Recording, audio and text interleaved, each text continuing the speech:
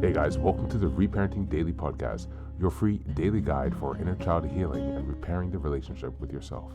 This podcast helps you establish a consistent reparenting routine and is divided into 3 sections. The first is a daily reading, the second is a discussion of that reading, followed by suggested journal prompts, and the last section is a peaceful binaural beats meditation for closing. Good morning, good afternoon, and good evening from whenever and wherever you're joining us. I'm so glad that you can join us today on this journey of healing, self-expansion, and growth. If this is your first time, welcome. As a celebration of recently passing episode 500, I've opened up a free membership tier for our Patreon community. And this is so that you can access additional resources as well as join our weekly Zoom support calls for free. I understand that there's a lot going on in the world right now, and I know that so many people are really struggling. And so my hope with this is to encourage others to take up the serious work of reparenting and to offer a free community where people can do that. I'd also like to thank everyone who's been along for the journey so far. We've passed episode 550 and continuing beyond. And so this is just a reminder to you all that this is a free podcast, but if you'd like to support the project, you can purchase the Reparenting Daily Journal where you can follow us along all year. This 333-page journal gives you extra insight and resources for each week and also provides space for you to keep your notes. Another way to support the podcast is to purchase the Fairy Tales for Reparenting series, volumes 1 through 3. This collection organizes famous and obscure fairy tales from around the world into 3 phases of the hero's journey, from beginning, middle to end. While you may think that fairy tales are for kids, I'd like to challenge you. These stories contain profound truths and lessons carried down over centuries that we can use in our own reparenting journeys. It's a fun way to reconnect with your inner child. Each volume comprises 10 fairy tales. Each volume also contains an analysis section that helps you dive deeper into the message, as well as journal prompts with space for you to keep your notes. Lastly, you can also support this podcast by taking a paid Patreon subscription, by purchasing some of the books that are available on Amazon, or by donating on Buy Me a Coffee. You can find all this information on the Support Us section on the website. Thank you again for your time. And so now with these announcements out of the way, let's dive into today's practice. Today's reading is a continuation of The Power of Now, still on chapter 1. Just as a reminder, we're in January and the theme is self-awareness and reflection. We're in week 1, the theme is Cultivating Mindfulness. The word enlightenment conjures up the idea of some superhuman accomplishment, and the ego likes to keep it that way. But it is simply your natural state of felt oneness with being. It is a state of connectedness with something immeasurable and indestructible, something almost paradoxically is essentially you, and yet is much greater than you. It is finding your true nature beyond nature and form. The inability to feel this connectedness gives rise to illusions of separation from yourself, from the world around you. You then perceive yourself consciously or unconsciously as an isolated fragment. Fear arises and conflict within, and without becomes the norm. I love the Buddha's simple definition of enlightenment as the end of suffering. There's nothing superhuman in that, is there? Of course, as a definition, it is incomplete. It only tells you what enlightenment is not. No suffering. But what's left when there's no more suffering? The Buddha is silent on that. And his silence implies that you'll have to find out for yourself. He uses a negative definition so that the mind cannot make it into something to believe in or into a superhuman accomplishment. A goal that is impossible for you to attain. Despite this precaution, the majority of Buddhists still believe that enlightenment is for the Buddha, not for them, at least not in this lifetime. You use the word being. Can you explain what you mean by that? Being is the eternal, ever-present, one life beyond the myriad of forms of life that are subject to birth and death. However, being is not only beyond, but also deep within every form at its innermost, invisible and indestructible essence. This means that it is accessible to you now as your own deepest self, your true nature. But do not seek to grasp it with your mind. Do not try to understand it. You can know it only when the mind is still, when you are present, when your attention is fully and intentionally in the now. Being can be felt, but it can never be understood mentally. To regain awareness of being and to abide in the state of feeling realization is enlightenment. Thank you, and that's the reading for today.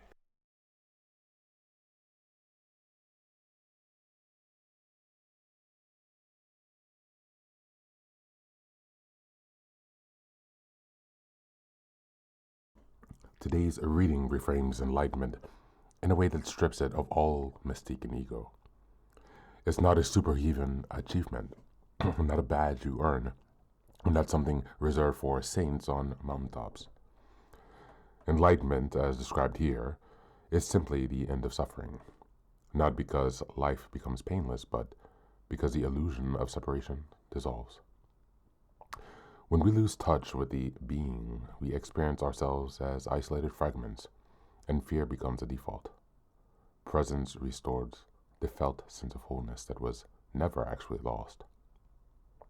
The passage draws a sharp line between thinking about life and feeling life directly. Being can't be understood by the mind because the mind itself is part of form. The moment we try to grasp being conceptually, we are already stepped away from it. Instead, being is known only when attention is fully rooted in the now. When the mind is quiet enough to stop narrating and start listening.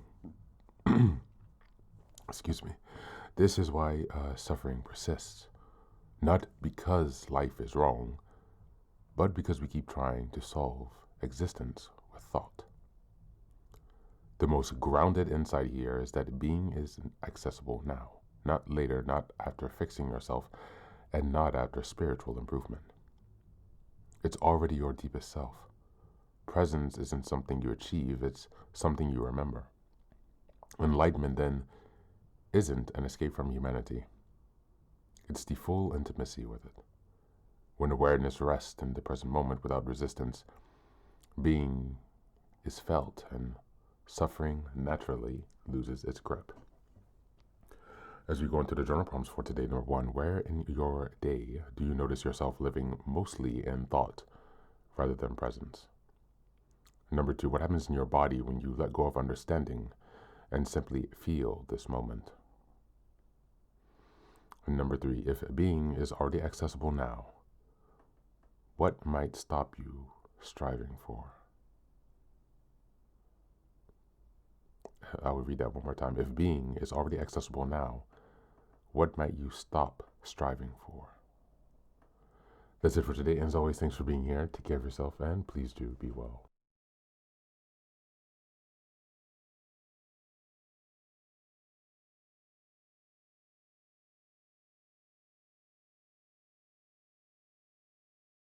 Welcome back. Welcome back. Now, this is the third and final section of the daily podcast. This is your silent meditation. Please go ahead and find a space where you can be comfortable and undisturbed, where you can relax and spend some time with yourself for this 10-minute silent meditation. You can choose to be sitting, standing, lying down, or in whatever position makes you comfortable today. Take a moment to simply be with yourself. Focus on your breath and gently connect with each part of your body. If thoughts arise, don't let them overwhelm you. Just observe them without attachment. Imagine them as leaves drifting down atop a river, passing by without needing your engagement. Stay present, grounded, and open to this moment.